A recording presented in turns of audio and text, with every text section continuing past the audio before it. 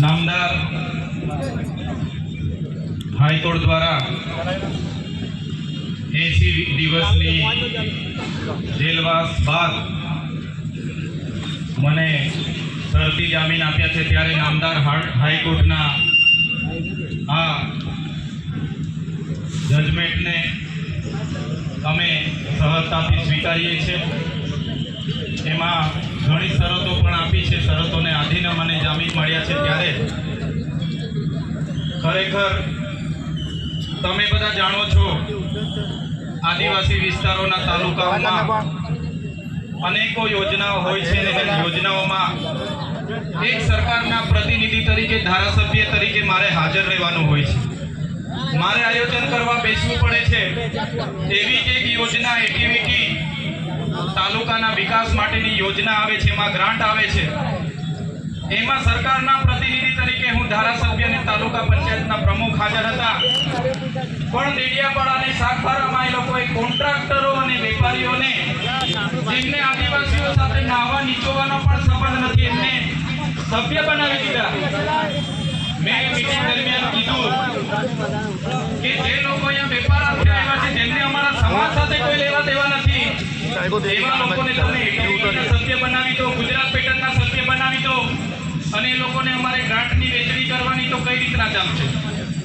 सामान्य बाबतोमां बोलाचाली अने सामान्य जपाजपी थाय, केस पण थाय एवी पूरी पोजीशन नथी, छतां पण जिल्लाना आईपीएस अधिकारी अने भाजपना 2-3 नेताओना इशारे मारा पर खोटी फरियाद करवामां आवी। फरियाद सौथी पहेला 12 वागे मैं आपी, 12 वागे बनाव बन्यो, 12:30 वागे फरियाद आपवा पोलीस स्टेशने मैं गयो, छतां पण आ चैतरभाई वारे घड़े मनरेगानुं कौभांड उजागर करे।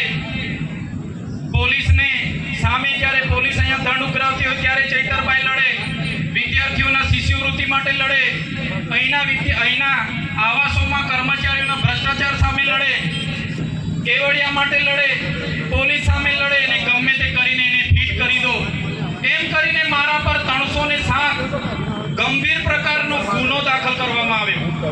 मैं धारासभ्य होय विधानसभानी चूंटणीमां 1,04,333 मत मळ्या, 43,000 नी मारी लीड हती। लोकसभा चूंटणी लड्यो, लोकसभानी चूंटणीमां 5,22,000 मत मने मळ्या। डेडियापाड़ा विधानसभामां मने 1,18,000 मत मळ्या, 60,000 नी तो मारी लीड हती।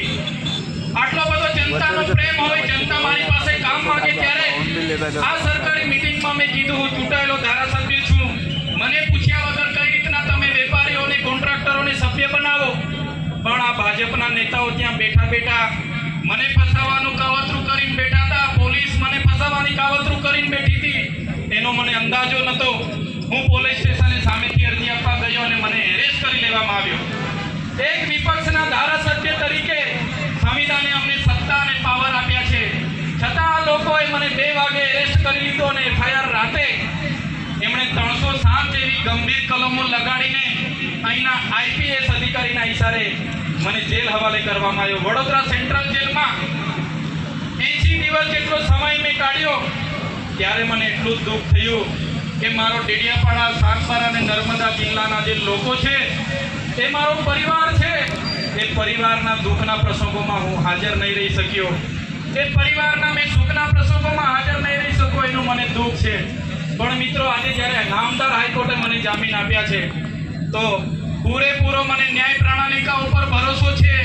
भले आज मारा पर शरतो लागू पड़ी छे पण आवनारा दिवसोमां नामदार हाईकोर्ट होय, नामदार सुप्रीम कोर्ट होय मारी साथे न्याय करशे। साथीओ आ भाजपना केटलाक नेताओ, पोलीसना केटलाक आईपीएस अधिकारीओ विपक्षना अमारा जेवा धारासभ्यने दबाववा माटे कोशिश करी रह्या छे, अमारो अवाज दबाववा माटे कोशिश करी रह्या छे। पण आ चैतर वसावा एकला नथी, आ चैतर वसावानो एकलो अवाज नथी, आ બંધારણે આપેલો અવાજ છે, સંવિધાને આપેલો અવાજ છે, અમારી જનતાનો અવાજ છે। તમારાથી ક્યારે દબાવવાનો નથી, પૂરી તાકાતથી અવાજ આવનારા દિવસોમાં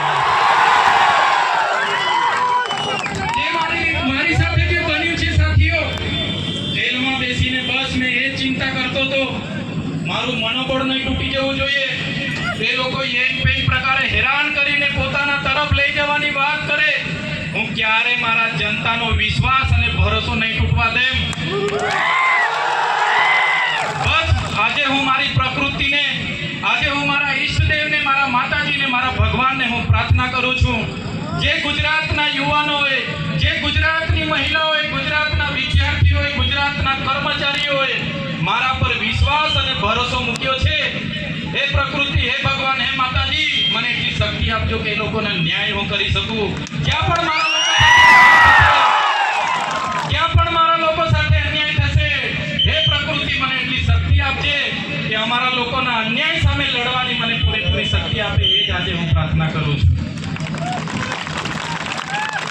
મારા આ કપરા સમય દરમિયાન મારા અને મારા પરિવાર સાથે આવનારા આમ આદમી પાર્ટીના માન્ય અરવિંદ કેજરીવાલજી, ભગવત માનજી, પ્રદેશ પ્રમુખ અમારા ઈસુદાનજી, ગોપાલજી, મનોજજી, અમારા વિસ્તારના તમામ આગેવાનો, રાજકીય તમામ આગેવાનો સાથે કેટલાક સાથી, કોંગ્રેસ પક્ષના પણ કેટલાક સાથી આગેવાનોએ સહકાર આપ્યો.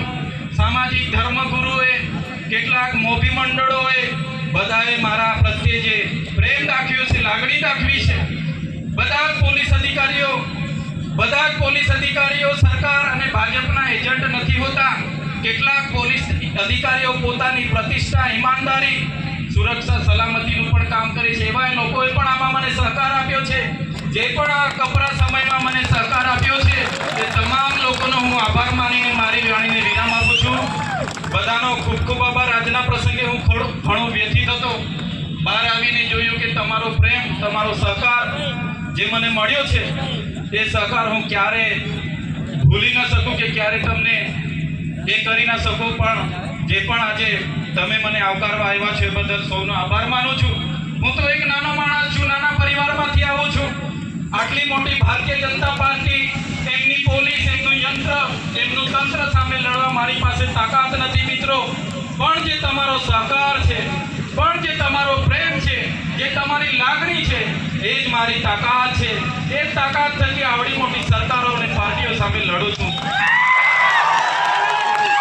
ત્યારે આવનારા દિવસોમાં અહીંના જે પણ ગ્રાન્ટોને સગે વગે કરનારા અધિકારીઓ હોય, અમારા લોકોને રંજાડનારા કેટલાક પોલીસ અધિકારીઓ હોય કે કેટલાક ભાજપના નેતાઓ બે નંબરિયા ધંધા કરતા હોય, એમને પણ કહેવા માંગુ છું, આ ચૈતર વસાવાનો અવાજ હજુ પણ મજબૂતાઈથી તમારી સામે ઉઠવાનો છે. અહીં ઉભેલા તમામ સાથી યુવાનો, આગેવાનો, વડીલોને કહેવા માંગુ છું, સત્તામાં આવવાની જરૂર છે. ત્યારે આવનારા દિવસોમાં તાલુકા, જિલ્લા, નગરપાલિકા, મહાનગરપાલિકાની ચૂંટણીઓ આવે છે. ગુજરાતના તમામ વિસ્તારના યુવાનોને આહ્વાન કરું છું, આવો બધા સાથે મળીને ગુજરાતમાં પરિવર્તન તરફ આગળ વધીએ. તમારા સાથ અને સહકારની જરૂર છે. આજે આ સમય આવી ગયો છે, આવો સમય ફરી કદી આવવાનો નથી. આવનારા દિવસોમાં બધા આવો. આજે ભરતી મેળો 9000 સીટો પર લડવા માટે જવાનો છે, એમાં ભરતી થાવ અને બધા લડો અને જીતીને વહીવટમાં સત્તામાં આવો એવું આહ્વાન કરું છું. આજે ફરી એકવાર અહીંથી અમે પ્રદેશ પ્રમુખ સાહેબ સાથે અમે હરસિદ્ધિ માતાજીના મંદિરે દર્શન માટે જવાના છે. ત્યારે બધા જ આગેવાનો, માતા બહેનો જે પણ અહીં આવ્યા છે, પોતપોતાના ઘરે શાંતિથી પહોંચી જજો. તમે ઘરે પહોંચો ત્યાં સુધી અમને બધાને ચિંતા થશે. આટલું કહીને અહીંયા વધારે સમય નહીં રોકાતા. જાહેર માર્ગ હોય, ટ્રાફિકની સમસ્યા અડચણરૂપ ના બને એ પ્રકારે બધા અહીંથી પોતપોતાના ઘરે પહોંચી જજો.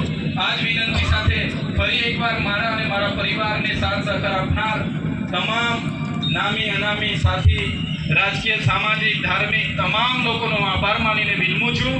અને આજે મને જામીન આપ્યા છે એ બદલ ન્યાય પ્રણાલિકા ઉપર મને પૂરો ભરોસો છે કે આવનારા દિવસોમાં પણ મારી સાથે ન્યાય થશે. સત્યને ગમે તેટલું પરેશાન કરવામાં આવશે, પણ સત્ય પરાજિત નથી, પણ સત્યનો જ વિજય થવાનો છે. ધન્યવાદ. તો મિત્રો, એક છેલ્લો આશ્વાસન આપીને વાત પૂરી કરીશું. ચેતરભાઈ તમારા અને મારા માટે જેલમાં જાય છે. બની શકે કાલે આનાથી મુશ્કેલીઓ આવશે. તમારે અડીખમ ઊભું રહેવાનું છે. બરોબર છે કે નહીં? અને હું ખાતરી આપું છું, જે ભાજપના નેતાઓ કે જે અધિકારીઓએ ચેતરભાઈને જેલમાં નાખ્યા છે, એમને એમના પરિવારથી અલગ રાખ્યા છે. અંબાજીથી લઈને ઉમરગામ સુધીના આદિવાસી સમાજના સરકાર બનતાની સાથે વ્યાજ સાથે વસૂલાત કરીશું.